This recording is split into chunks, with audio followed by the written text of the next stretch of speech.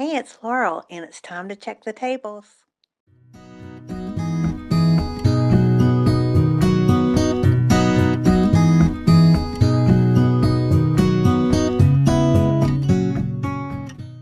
Hey, everybody, this is Laurel from the North Raleigh Seed Library, and we're at Rebecca and Sebastian's home today looking at their garden.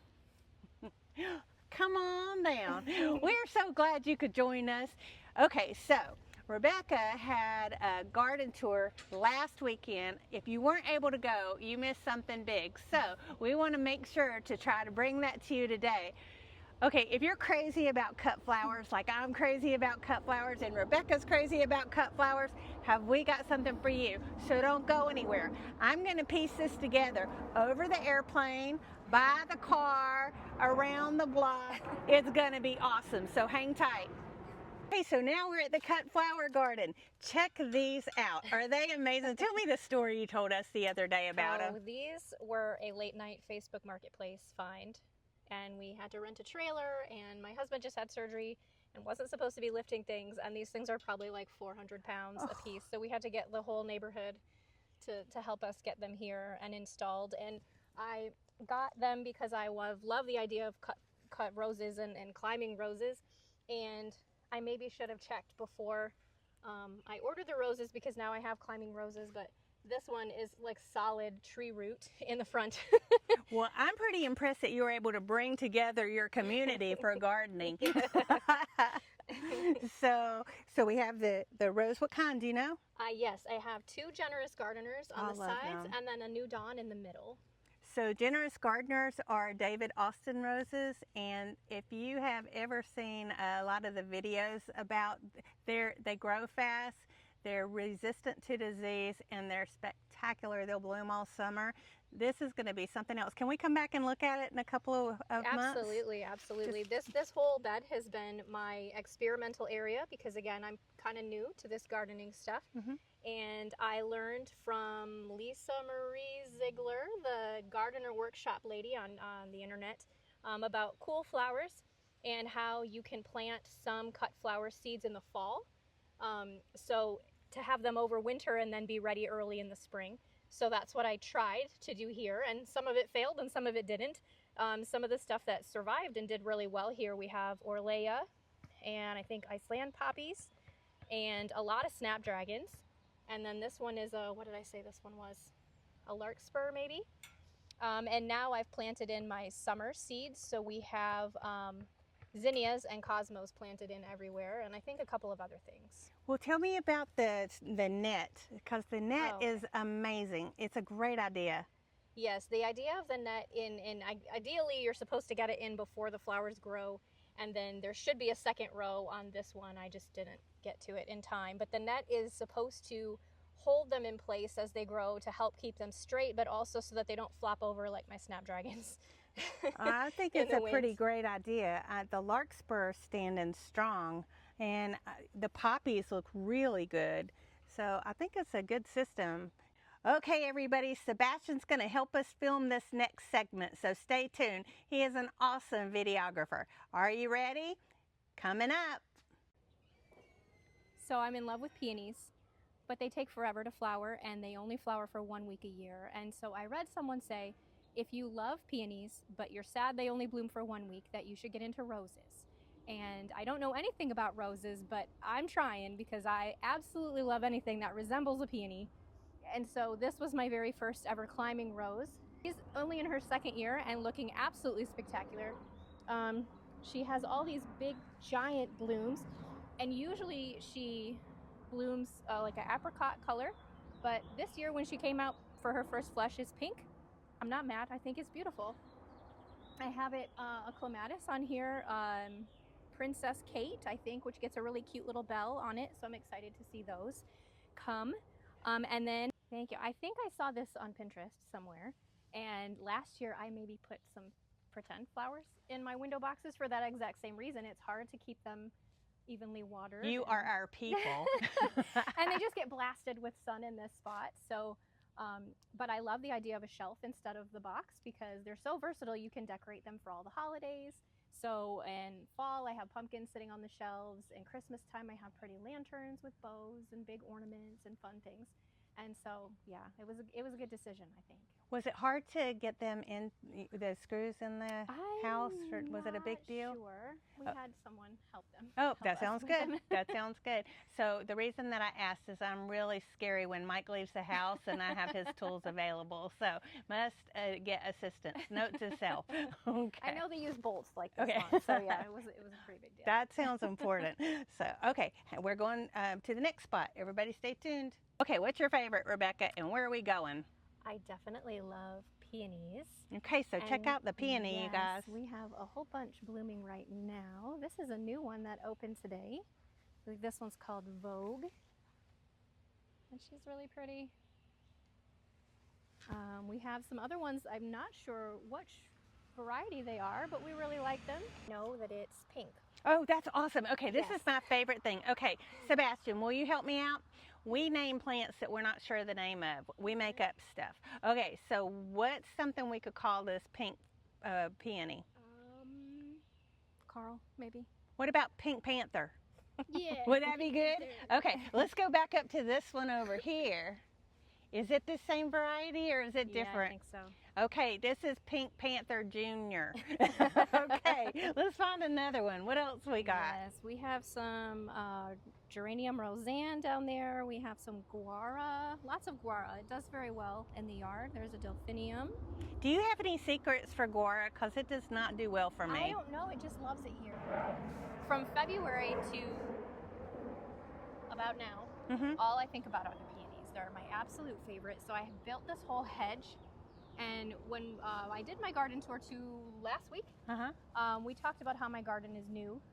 The whole story started because we had a lot of snakes in our house. Like, it was a lot of trees and woods and squirrels. And so we had to take down a lot of trees. And in that process, I realized that there was sunshine. And in the process of sunshine, I realized that I could grow flowers. And I kind of went crazy with the flowers, and we have flowers everywhere.